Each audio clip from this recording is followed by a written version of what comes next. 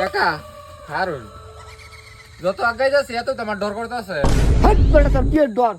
ভূত পেত্তি কত কিছু আছে সামনে। বেটা হাত পা তো আমার তো অনেক লম্বা হয়ে গেছিস গা। বিশাল দেহের অধিকারী তখন মতন থাকছে জয়েন নিকালে ভূত ফেতনি কত থার বায় মেরে লেছি বেটা। তুই আইছস বেটা ভূত ফেতনি লইয়া আগা কি ডর বেটা।